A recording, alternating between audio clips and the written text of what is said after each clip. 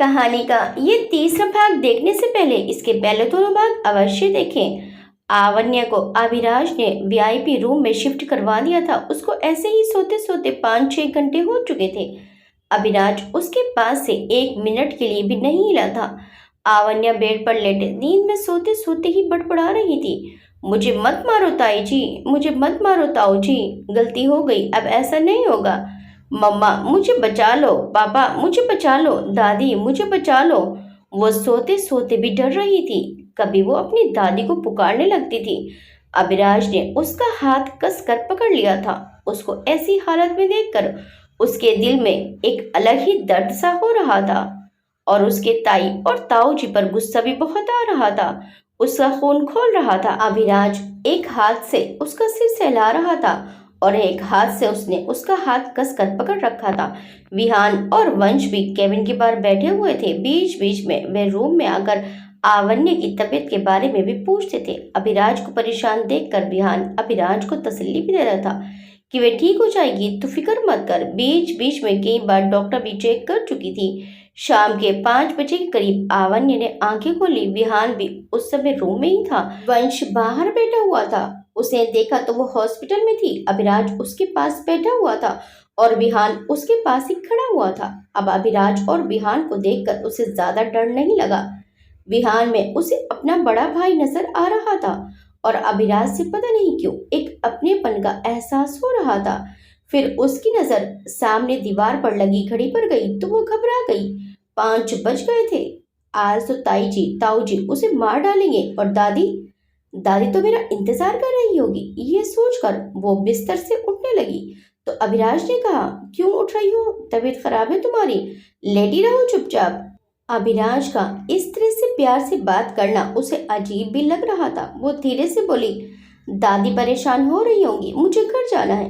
अभिराज ने आवन्या को हल्का सा डांटते हुए कहा, अभी डॉक्टर ने तुम्हें आराम करने के लिए कहा है, तुम बस लेटी रहो। उसकी डांट में भी आवन्य के लिए प्यार और चिंता झलक रही थी। तो अभिराज का डांटना भी उसे बुरा नहीं लगा। आवन्या फिर से बोली, पर दादी। अभिराज ने उसकी बात बीच में ही रोक दी और बोला, ठीक है दादी यहीं आ जाएंगी, बस तुम आराम से लेटी रहो। अभिराज ने ये कहकर विहान की तरफ इशारा किया। विहान ने आंखों ही आंखों में इशारा किया और बाहर निकल गया। वह वंश के पास आया और उसने वंश से कहा, वंश फौरन कुछ गार्ड्स को लेकर जाओ, आवन्य की दादी को लेकर आओ। मैं अभिराज के पास ही हूँ, मैं यहाँ उसे अकेला नहीं छोड़ सकता। हॉस्पिटल में अभिराज के काफी गार्ड्स थे। वंश कुछ गार्ड्स को लेकर आवन्य की दादी को लेने के लिए चला गया। वंश आवन्य के घर पहुंचा। उसने बेल बजाई। काफी देर में दरवाजा खुला। घर पर कोई नहीं था। भूपेंद्र जी ऑफिस गए हुए थे, मोहित दोस्तों के साथ, भावना अपनी सहेलियों के साथ और निर्मला जी पड़ोस में गई हुई थी। दादी ने सोचा था कि आवन्य आ गई होगी। दरवाजा दादी ने ही खोला। दरवाजा खोलने पर आवन्य को ना देखकर दादी परेशान हो गई। उन्होंने वंश को देखकर पूछा, कौन हो तुम बेटा? वंश ने दादी को नमस्ते की और बोला, दादी मेरा नाम वंश है। सुबह कॉलेज जाते समय आवन्य सड़क पर ही बेहोश हो गई थी। हम उसे हॉस्पिटल ले गए थे। वे अभी भी हॉस्पिटल में ही है। आप मेरे साथ चलिए, मैं आपको लेने के लिए आया हूँ। यह सुनकर दादी घबरा गई और बोली, कौन से हॉस्पिटल में है बेटा? मेरी बच्ची ठीक तो है ना? वंश दादी को तसल्ली देते हुए बोला, दादी आप चिंता मत कीजिए, वो बिल्कुल ठीक है, बस आप मेरे साथ चलिए। दादी आवन्य के अभी तक घर न आने से पहले ही परेशान हो रही थी। जब उसकी तबीयत की खबर सुनी तो वो और भी परेशान हो गई। उन्होंने वंश से कहा, ठीक है बेटा, मैं तेरे साथ चलती हूँ। दादी ने घर का दरवाजा बंद किया। बाहर वंश की गाड़ी खड़ी थी। वंश ने दादी का हाथ पकड़ लिया और लाकर आराम से दादी को गाड़ी में बैठा दिया। वंश ने गाड़ी चला दी। पीछे पीछे गार्ड्स की 2 गाड़ियां भी चल दी। वंश किसी भी सिचुएशन से निपटने के लिए अपने साथ में कितने सारे गार्ड्स लेकर आया था। गाड़ी हॉस्पिटल के बाहर रुकी। दादी से सही से चला नहीं जा रहा था। उनकी तबीयत पहले से ही ठीक नहीं थी। वंश ने दादी के लिए व्हील चेयर मंगा लिया। उसने दादी को व्हील चेयर पर बिठाया और आवन्य के रूम की तरफ लेकर चला गया। दादी आवन्य के रूम में आई तो आवन्य आंखें बंद किए लेटी थी और अभिराज आवन्य के पास बैठा था। दादी को देखकर अभिराज उठा और दादी को नमस्ते की। दादी के पैर छूकर दादी की व्हीलचेयर को पकड़कर आवन्य के पास ले आया।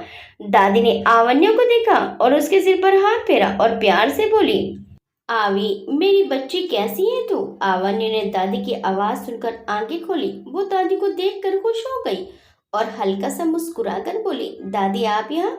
हाँ बेटा, मुझे ये बच्चा लेकर आया है। दादी ने पास में खड़े वंश को देखकर इशारा किया। आवी बेटा, मैंने तुझे सुबह ही मना किया था कि तेरी तबीयत ठीक नहीं है, कॉलेज मत जा। फिर भी तू जिद करके कॉलेज चली गई। वह तो शुक्र है कि तुझे ये बच्चे मिल गए जिन्होंने तुझे हॉस्पिटल में एडमिट करा दिया, वरना कुछ भी हो सकता था मेरी बच्ची। मैं तो तेरे कॉलेज से वापस घर ना लौटने की वजह से बहुत परेशान थी। आवानी ने दादी का हाथ अपने हाथ में लिया और बोली, दादी आप चिंता मत कीजिए, मैं बिल्कुल ठीक हूँ। तभी आवन्य को चेक करने के लिए वहां डॉक्टर भी आ गई। डॉक्टर ने आवन्य को चेक किया और बोली अब पहले से तबीयत काफी बेहतर है इनकी, आप चाहें तो इन्हें घर ले जा सकते हैं, पर अभी इनमें काफी कमजोरी है, कुछ दिन इनको आराम करना पड़ेगा, इनका अच्छी तरह से ध्यान रखना होगा। ये कहकर डॉक्टर बाहर चली गई। डॉक्टर की बात सुनकर दादी सोच में पड़ गई। आराम और उस घर में, वो सब तो मेरी बच्ची को एक मिनट भी चैन से नहीं बैठने देंगे। आराम तो बहुत दूर की बात है, वो सब तो बहुत जालिम है। हे भगवान, अब मैं क्या करूं? कोई और ठिकाना भी तो नहीं है अपना उस घर के अलावा जो मैं इस बच्ची को लेकर वहां चली जाती। इस बीमार बच्ची को लेकर अब मैं कहाँ जाऊं?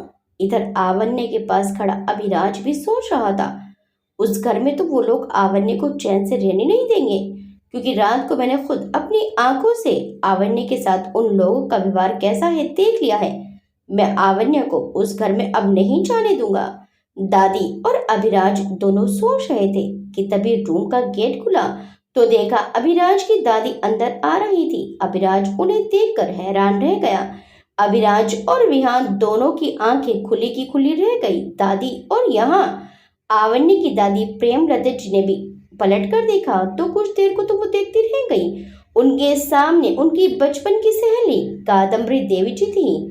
कादम्बरी जी ने भी प्रेमलता जी को ध्यान से देखा तो वह भी पहचान गई। फिर भी उन्होंने प्रेमलता जी से पूछा, क्या आपका नाम प्रेमलता है? हाँ, मेरा नाम प्रेमलता है। और आपका नाम कादम्बरी है ना? उन्होंने भी मुस्कुराते हुए जवाब दिया, हाँ प्रेमा, मैं कादम्बरी। दोनों एकदम से खुश होकर गले लग गई।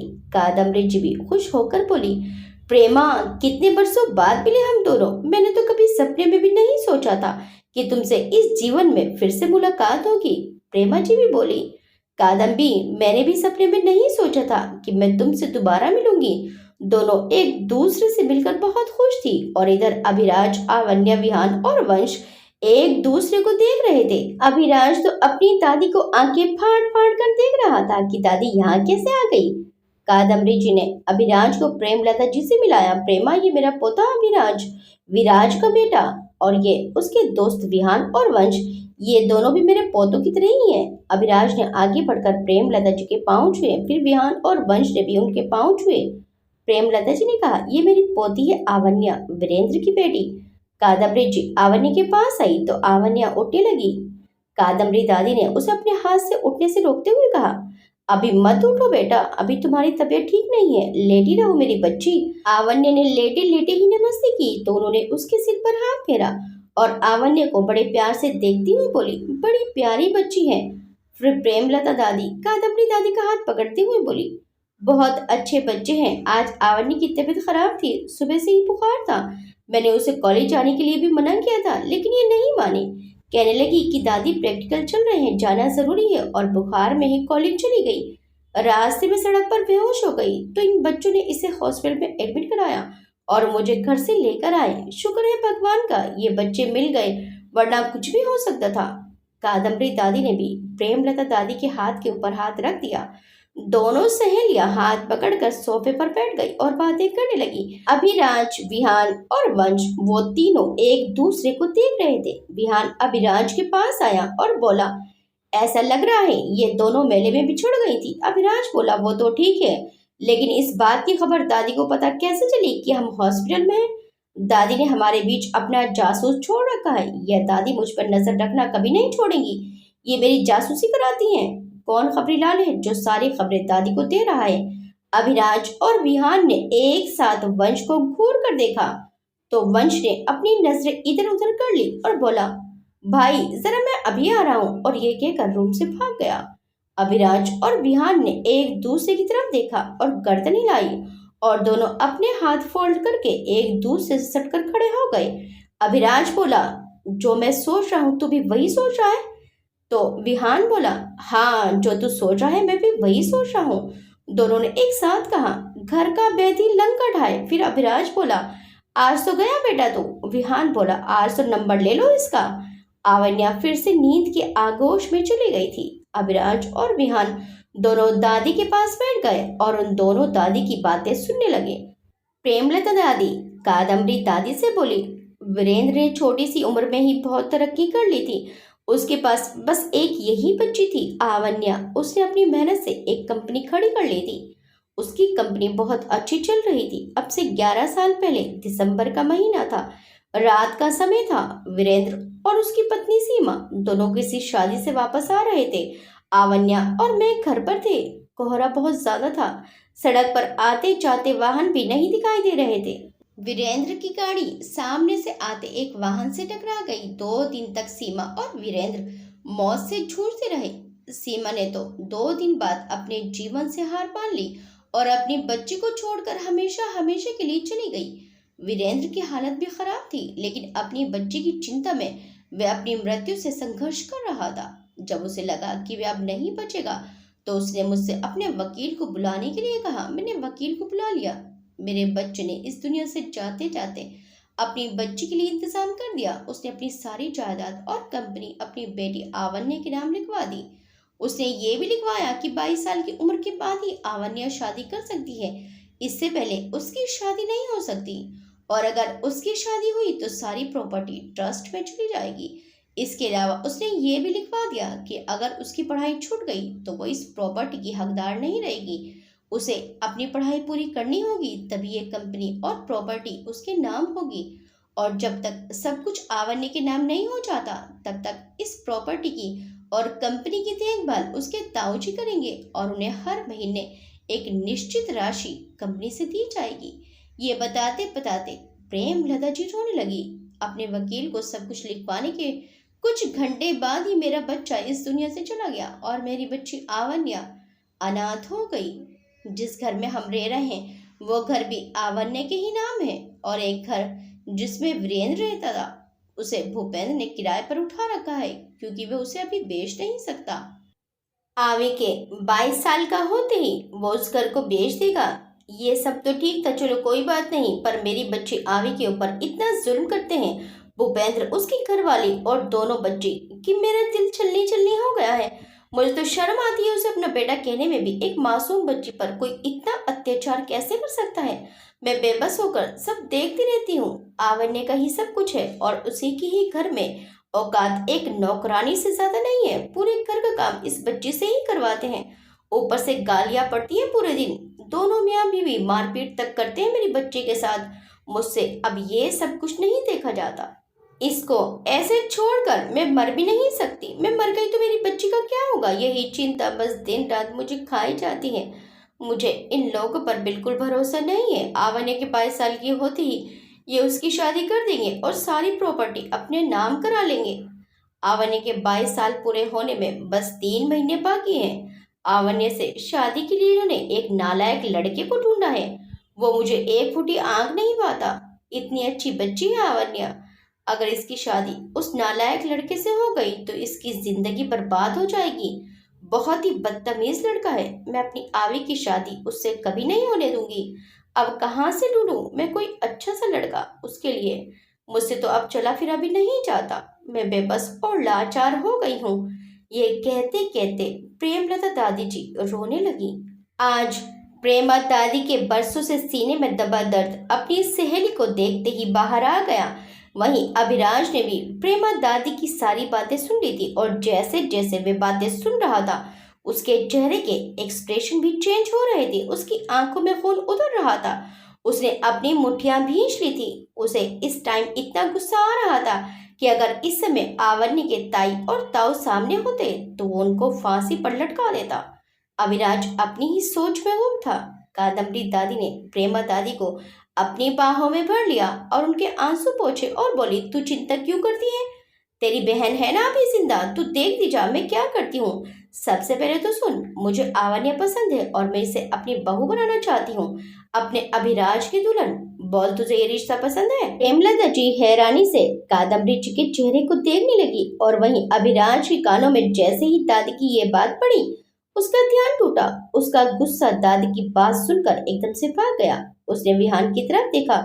विहान भी हैरानी से अभिराज की तरफ देख रहा था। विहान और अभिराज दोनों का मुंह ये सुनकर खुला का खुला रह गया। उन दोनों को तो यकीन ही नहीं आ रहा था कि दादी ऐसे ही बैठे बैठे बम फोड़ देंगी। वैसे 2 मिनट को तो दोनों सदमे में रहे। दादी को कैसे पता कि अभिराज आवन्य को प्यार करने लगा है और उससे शादी करना चाहता है? फिर दोनों ने एक साथ अपनी आईब्रो उचकाई। जासूस, दादी का जासूस खबरीलाल, उसने सारी खबर दादी तक पहुंचा दी है। दोनों आंखों के इशारे और एक्सप्रेशन में ही सारी बातें कर रहे थे। जैसे जैसे एक्सप्रेशन में बातें हो रही थी वैसे वैसे दोनों के चेहरे के एक्सप्रेशन भी चेंज हो रहे थे। चलो जो भी हुआ अच्छा ही हुआ।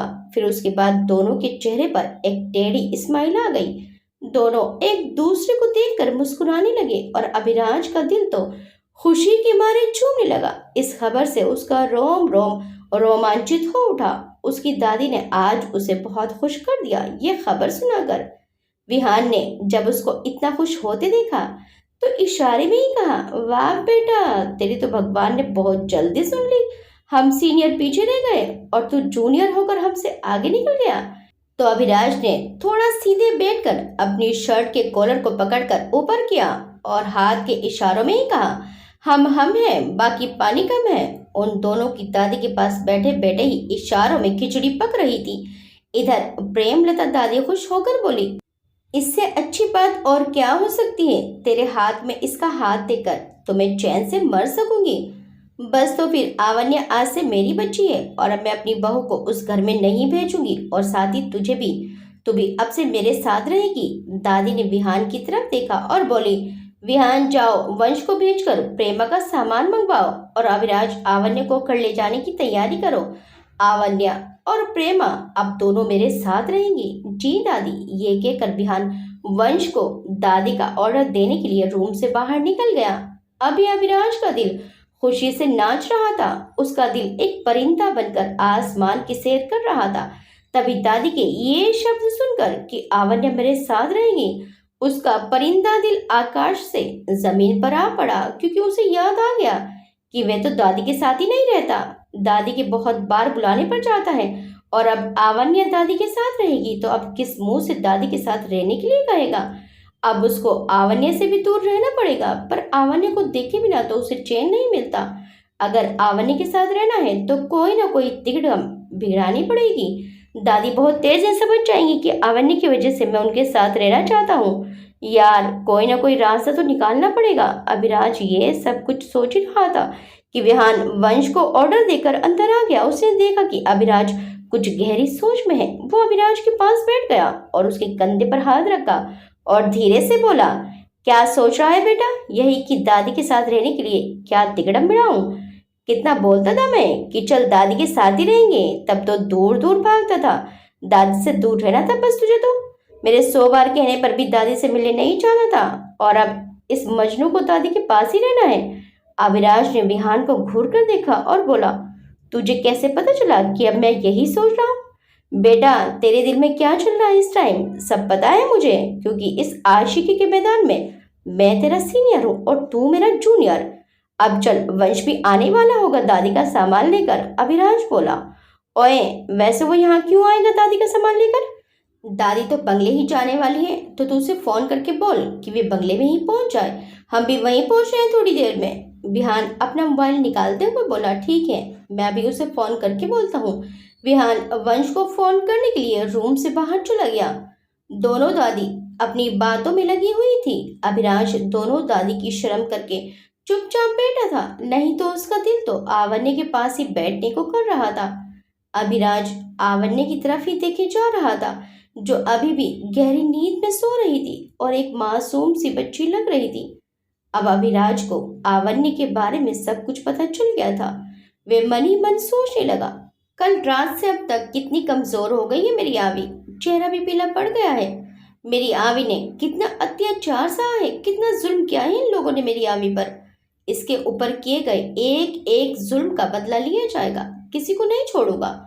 वैसे अच्छा हुआ जो दादी आवन्य को अपने साथ ले जा रही है, वरना जाने तो मैं भी नहीं देता अपनी आवी को उस नर्क में। अब चाहे मुझे जो कुछ भी करना पड़ता, अब बस कभी अपने से दूर नहीं करूंगा अपनी आवी को। अभी तो मैंने अपनी आवी से कोई बात भी नहीं की है। जब ठीक हो जाएगी तो अपनी जान से बहुत बातें करूंगा। पहले तो अपनी जान को ठीक करना है, कितनी कमजोर हो गई है। तभी आवन्य ने अपनी आंखें खोली। विहान भी आ गया तो अभिराज ने कहा कि डॉक्टर को बुला, एक बार और चेक कर लेगी और मेडिसिन भी लिख देगी। फिर हम घर जाने की तैयारी करते हैं। ठीक है, ये कहकर विहान ने किसी को इशारा करके डॉक्टर को बुलाने के लिए कहा। थोड़ी देर में डॉक्टर आ गई। डॉक्टर ने चेक किया और मेडिसिन लिख दी और सारे इंस्ट्रक्शन भी दे दिए। आवन्य की दादी आवन्य के पास आई और बोली, बेटा हम कादम्बी दादी के साथ जा रहे हैं, अब हम दोनों वहीं रहेंगे, ठीक है बेटा।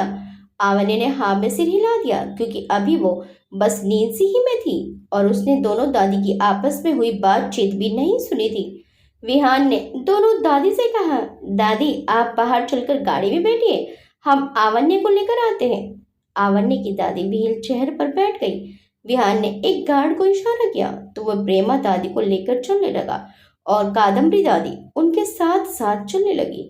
दोनों दादी हॉस्पिटल से बाहर आकर गाड़ी में बैठ गई। दादी के बाहर रूम में जाते ही विहान ने कहा, यार मैं स्ट्रेचर लेकर आता हूँ आवन्य को ले जाने के लिए। तो अभिलाष ने कहा, स्ट्रेचर छोड़, मैं हूं ना। ये कहते ही उसने आवन्य को अपनी गोद में उठा लिया। आवन्य तो देखती रह गई, उसके मुंह से तो कुछ निकला ही नहीं। अभिराज ने उसे बड़े प्यार से उठाया था। उसकी नजरें अभिराज से मिली तो उसका दिल धड़कने लगा। इन आंखों में उसे अपने लिए प्यार नजर आ रहा था। बैलेंस बनाने के लिए उसने अपनी बाहें अभिराज के गले में डाल दी। वो बस अभिराज को देखे जा रही थी। उसे ये तो याद था कि वो अभिराज और विहान को देखकर बेहोश हो गई थी। बाकी उसे ये भी नहीं पता कि वो हॉस्पिटल कैसे आई। सुबह से रात होने को है। जब भी उसकी आंख खुली तो उसने अभिराज को अपने पास बैठा पाया। आज से पहले कभी किसी ने दादी के अलावा उसकी इतनी फिक्र नहीं की थी। अभिराज की बाहों में उसे एक अजीब सा सुकून मिल रहा था, एक अपनापन। अभिराज की मजबूत बाहों में वे अपने आप को बहुत सुरक्षित महसूस कर रही थी। सौरभ की छुअन से जहां उसे घिन आती थी, वहीं अभिराज की छुअन उसके दिल को धड़का रही थी। एक प्यारा सा एहसास उसके दिल में पनप रहा था। अभिराज की छुअन में कहीं कोई गंदगी नहीं थी। वो चुपचाप बस अभिराज को ही देखने लगी। अभिराज ने उसे अपनी गाड़ी की पीछे की सीट पर लिटा दिया और खुद भी गाड़ी में बैठ गया और आवन्य का सिर अपनी गोद में रख लिया। विहान भी अभिराज वाली गाड़ी में ड्राइवर के बराबर वाली सीट पर आकर बैठ गया। विहान के बैठते ही ड्राइवर ने गाड़ी स्टार्ट कर दी। अभिराज की गाड़ी के चलते ही दादी वाली गाड़ी भी ड्राइवर ने स्टार्ट कर दी। अभिराज की गाड़ी के पीछे पीछे दादी की गाड़ी भी चल दी और पीछे पीछे 4-5 गाड़ियां बॉडीगार्ड्स की भी चल दी। कुछ ही समय में गाड़ी शहर के बाहर पहुंच गई और गाड़ी एक आलीशान बंगले के पास जाकर रुक गई। गाड़ी को देखते ही गार्ड्स ने बंगले का गेट खोल दिया। अभिराज की गाड़ी अंदर चली गई और पीछे पीछे सारी गाड़ियां भी अंदर पोर्च में जाकर खड़ी हो गई। अभिराज ने गाड़ी का दरवाजा खोला और आवन्य को अपनी गोद में उठा लिया और बंगले के अंदर लेकर चला गया। आवन्य को उसने एक रूम में ले जाकर बेड पर लिटा दिया। कादम्बरी दादी भी गाड़ी से उतर गई। विहान ने प्रेमा दादी को गोद में उठाया और अंदर लेकर चला गया। उसने दादी को दूसरे रूम में लिटा दिया। दादी ने विहान से पूछा, बेटा आवन्य कहाँ है? तो विहान ने जवाब दिया, दादी आप उसकी चिंता मत कीजिए, आप आराम कीजिए, उसे दूसरे रूम में लिटा दिया है, उसे आराम की जरूरत है अभी। तो दादी ने कहा, ठीक है बेटा। कादम्बरी दादी भी प्रेमा दादी के कमरे में आ गई और बोली, तू आवन्य की चिंता मत कर, वो अब ठीक है, तू आराम कर, मैं तेरे लिए कुछ खाने को भेजती हूँ, ठीक है। ये बोलकर वो प्रेमा दादी के कमरे से बाहर आ गई और बेड को ऑर्डर दिया दादी के लिए कुछ बनाने के लिए। इधर आवन्य को बेड पर लिटाने के बाद अभिराज बोला, अब आराम करो, मैं यही हूँ, अगर किसी भी चीज की जरूरत हो तो बता देना। ये कहकर अभिराज सोफे पर बैठ गया। आवन्य को वॉशरूम जाना था, पर कैसे कहे, उसे बहुत शर्म आ रही थी, पर अब उसे जाना ही था, अब और रुका नहीं जा रहा था, तो वो धीरे धीरे बैठ गई। अभिराज बैठे बैठे उसकी सारी हरकत देख रहा था। जैसे ही वो उठी उसे बहुत तेज चक्कर आ गया। वो गिरने ही वाली थी तो अविनाश ने जल्दी से आगे बढ़कर उसे थाम लिया और बोला, क्यों उठी हो? कुछ चाहिए था तो मुझे बता सकती थी ना। बोलो क्या चाहिए? आवन्य की तो शर्म के कारण मुंह से आवाज ही नहीं निकल रही थी। उसने अभिराज की आंखों में देखा तो वो अभिराज की आंखों में ही खो सी गई। अभिराज भी उसकी आंखों में ही देखे जा रहा था। एक लम्हे के लिए तो वो दोनों एक दूसरे की आंखों में खो गए।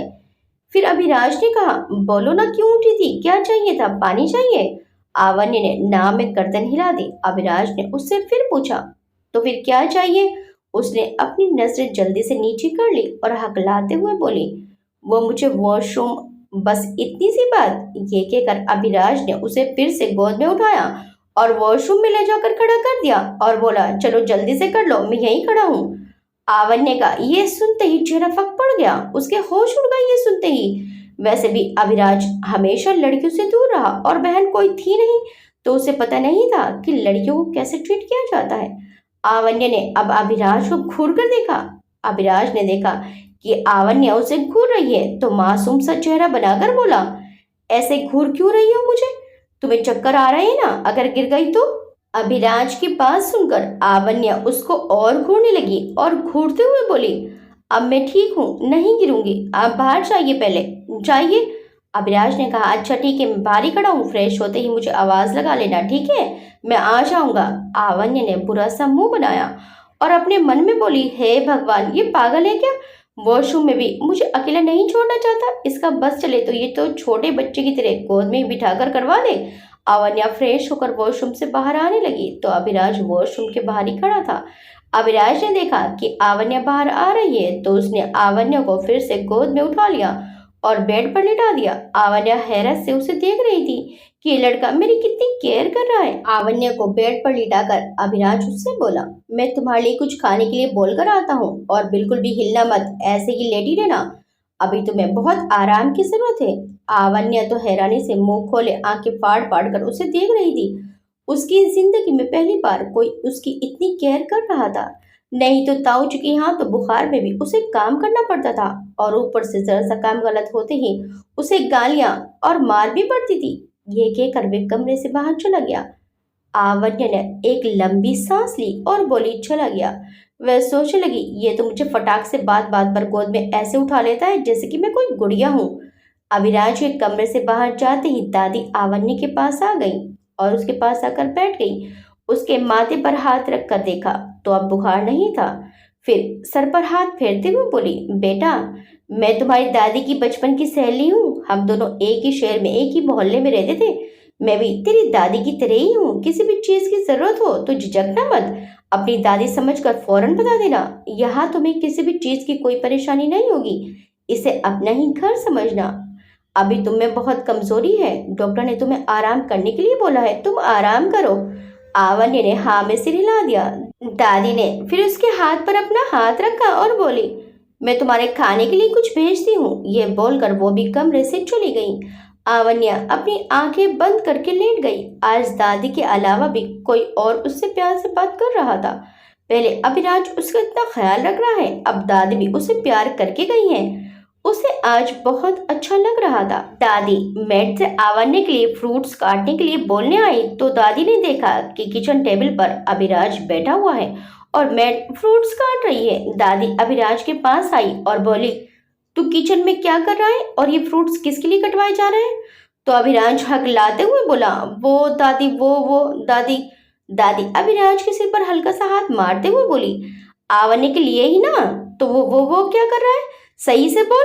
आवन्य के लिए कट रहे हैं, तेरे से तो बाद में निपटती हूँ। ये कहकर दादी चली गई। तभी विहान भी अभिराज को ढूंढते हुए किचन में आ पहुंचा और बोला, तू यहाँ क्या कर रहा है? खाना तू बनाएगा आज? अभिराज गुस्से में बोला, किचन में आना गुनाह है क्या? फिर चिढ़ते हुए विहान की नकल उतारते हुए बोला, जिसे देखो तू किचन में क्या कर रहा है? किचन दूसरी दुनिया में होती है क्या? मुझे देखकर तुम लोगों को ये लग रहा है कि मैं किचन में आकर दूसरी दुनिया में चला गया हूँ? विहान बोला, अगर किसी आदमी में इतनी सारी चेंज एक साथ आ जाएंगे तो शक तो होगा ही। अभिराज ने फ्रूट्स की प्लेट उठाई और विहान को घूरता हुआ किचन से निकल गया और विहान भी उसके पीछे पीछे किचन से बाहर आ गया और बोला, यार तू तो बुरा मान गया, मैं तो ऐसे ही कह रहा था। तू किचन में कभी आता नहीं है ना, इसलिए। और ये वंश भी अभी तक नहीं आया, पता नहीं कहाँ रह गया। अभिराज बोला, तो फोन करना उसे कहा रही क्या? अभी विहान वंश को फोन करने ही वाला था कि बाहर हॉर्न की आवाज सुनाई दी। विहान ने बाहर आकर देखा कि वंश एक ट्रक में सामान ला रहा है। वंश गाड़ी से उतरकर बहुत शान से सीना फुलाए चला आ रहा था। विहान उसके पास आया और बोला कि यह सामान किसका उठा लाया तू? तो वंश बोला कि मुझे दादी का सामान लाने के लिए कहा था तो मैं ले आया। विहान बोला, इतना सामान? वंश ने सीना चौड़ा करके जवाब दिया, अरे यार, जब मुझे कहीं कुछ लेने के लिए भेजा जाता है तो मैं कभी खाली हाथ नहीं आता। देखा मेरा दिमाग कितना सामान लेकर आया हूँ। और वैसे भी वो घर दादी का है तो सामान भी तो दादी का ही होगा ना। तो मुझे जो जो सामान दिखा मैं सब ले आया। वंश दादी के सामान के साथ साथ घर के बहुत सारे सामान पर भी हाथ फेर आया था। जो भी उसके हाथ लगा सब ले आया था। विहान ने जाकर ट्रक के अंदर झांक कर देखा तो वंश वहां से दादी और आवान्य के सामान के साथ साथ बेड, सोफा, टीवी, बर्तन और अलमारी, पता नहीं क्या क्या उठा लाया था। विहान ने वंश को घूर कर देखा और अपना सिर पीट लिया।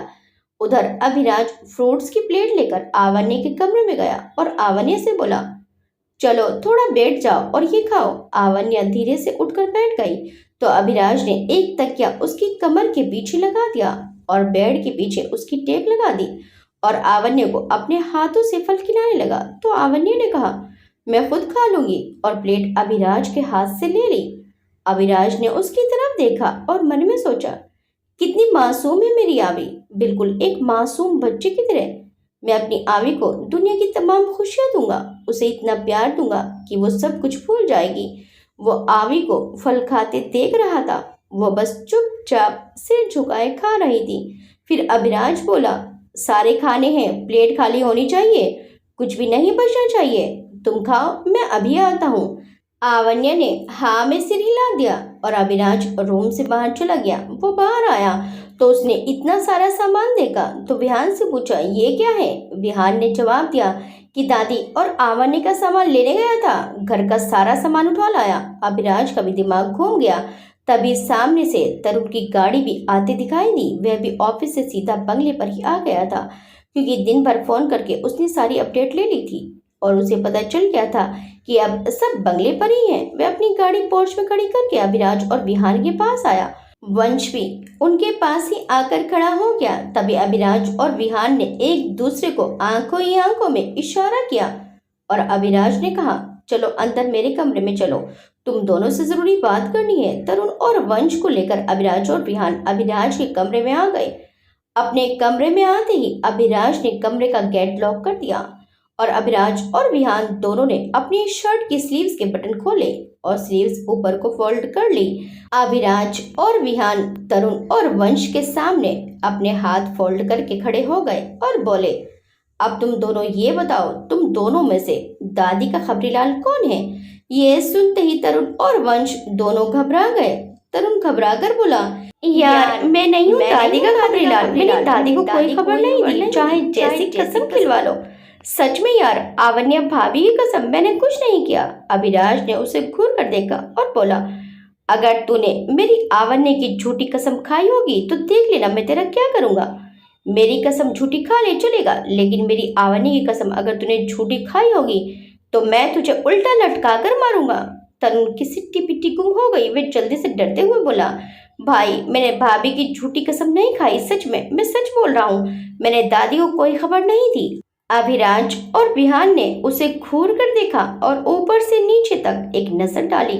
फिर अभिराज बोला, तो आजा इस तरफ, अब बचा ये वंश, अब तू बोल, तू क्या कहेगा? वंश की तो हालत खराब हो गई थी। वो जल्दी से भागकर बेड पर खड़ा हो गया और बोला, देखो भाई, पहले ही बता रहा हूँ, अगर तुम लोगों ने मुझे हाथ भी लगाया तो मैं दादी को बता दूंगा।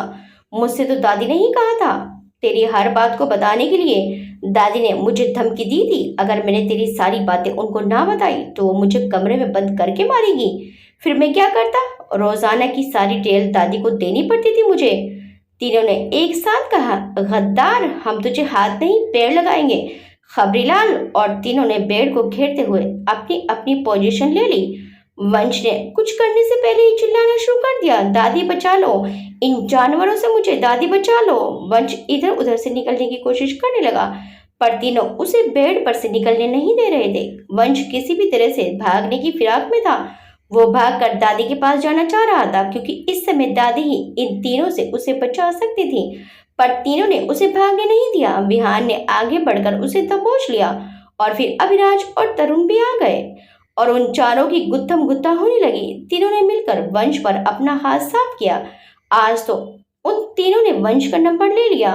कुछ देर तक गुत्थम गुत्थी के बाद चारों हाँफने लगे और बेड पर ही कोई इधर को लेट गया, कोई उधर को लेट गया। वंश का तो बुरा हाल था, उसकी तो तीनों ने अच्छी सुताई कर दी थी। वो रोनी शक्ल बनाकर बैठा हुआ बड़बड़ाने लगा, हे भगवान, तू ही बता मैं क्या करूं। अगर दादी को कुछ ना बताओ तो दादी मारती है, और दादी को कुछ बता दो तो पोता मारता है। तभी किसी ने रूम के गेट पर नॉक किया। तरुण ने गेट खोला तो दादी आई थी। दादी अंदर आ गई। दादी ने शक करते हुए पूछा, ये कमरे से कैसी आवाजें आ रही थी और ये गेट बंद करके तुम चारों क्या कर रहे थे? दादी की आवाज सुनकर विहान और अभिराज दोनों उठकर बैठ गए और दादी की आवाज सुनकर वंश ने अपना सिर उठाया जो घुटने में दिए बैठा था और भागकर दादी के पास आ गया और दादी से बोला, दादी, इन तीनों ने मुझे बहुत मारा। मैंने आपको सारी बात बता दी थी, इसलिए इन्होंने मुझे मारा है। दादी, आपने ही तो कहा था मुझे एक एक बात बताने के लिए, फिर भी इन तीनों ने मुझे मारा।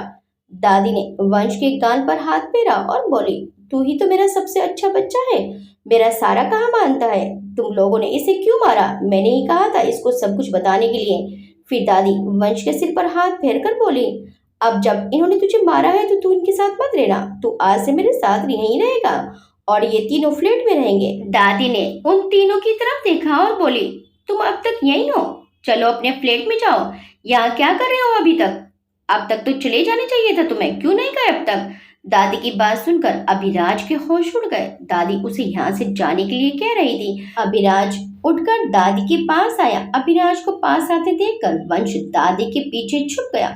अभिराज दादी से बोला, दादी, मैंने सोचा है कि आप अकेली रहती हैं, आप कब तक अकेली रहेंगी? तो मैं सोच रहा हूँ कि अब मैं यहीं रहने लगूँ आपके साथ।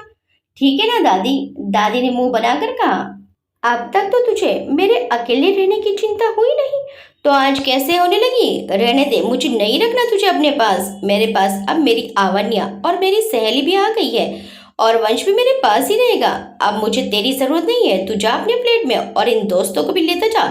वंश के चेहरे पर बड़ी सी विजय मुस्कान आ गई। उसने उन तीनों की तरफ सिर फख्र से बुलंद करके एक जहरीली मुस्कान फेंकी और दादी से बोला, दादी आओ, यहाँ खड़े होकर टाइम वेस्ट करने से कोई फायदा नहीं है, आप अपने कमरे में चलिए, मैं आपके पैर दबा देता हूँ। दादी ने भी कहा, चल ठीक है, मैं चलती हूँ और तुम तीनों निकलो यहाँ से, दोबारा यहाँ मत घुस जाना।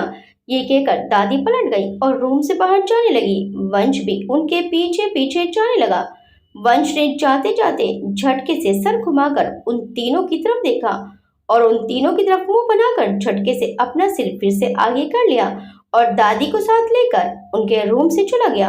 वो तीनों तो वंश का ये रूप देखकर हैरान थे। तीनों एक साथ बोले, दादी का चमचा, गद्दार कहीं का। विहान बोला, यार, जैसे सरकार गिराने के लिए विधायक तोड़े जाते हैं, ऐसे ही दादी ने हमारे दोस्ती के किले को गिराने के लिए हमारा सेनापति तोड़ लिया। यार, मानना पड़ेगा दादी को, दादी तो दादी हैं, हमारी दादी ग्रेट है। अभिराज तो दादी की इस बात से दुखी था कि उन्होंने उसे यहाँ से जाने के लिए जो कह दिया था। वो अब क्या करे? पहले यहाँ आना नहीं चाहता था, अब यहाँ से जाना नहीं चाहता। अभिराज को किसी सोच में गुम देखकर विहान ने उसके कंधे पर हाथ रखा और बोला, किस सोच में डूब गया? अभिराज मुंह लटकाकर बोला, यार, दादी तो भगा रही है यहाँ से, अब क्या करूं? एक काम करो, तुम दोनों चले जाओ, मैं यहीं रुक जाता हूँ कैसे भी करके। विहान बोला, सोच नहीं मत कि मैं तेरे बिना चला जाऊंगा, मैं तेरे साथ रहूंगा, जहाँ तू वहां मैं। तरुण भी अपनी टांग अड़ाते हुए बोला, और जहाँ तुम दोनों वहां मैं भी कहीं नहीं जाऊंगा। अभिराज बोला, तो यार कुछ सोचो, अब दादी को कैसे पटाएं? वो तीनों दादी के साथ रहने के लिए कोई तिकड़म ढूंढने के लिए बैठ गए। आगे क्या होगा? अभिराज, विहान और तरुण दादी के साथ रहने के लिए क्या तिकड़म बिड़ाएंगे? जब आवन्या को अभिराज से अपने रिश्ते के बारे में पता चलेगा तो उसका क्या रिएक्शन होगा? अभिराज आवन्या के ताऊजी से कैसे बदला लेगा? देखें इस कहानी के तीसरे भाग में। आपको ये कहानी कैसी लगी हमें कमेंट करके ज़रूर बताइएगा। वीडियो अच्छी लगी तो वीडियो को लाइक, शेयर, सब्सक्राइब करना मत भूलिएगा। मिलते हैं इस कहानी के 4th पार्ट में। Till then, bye bye.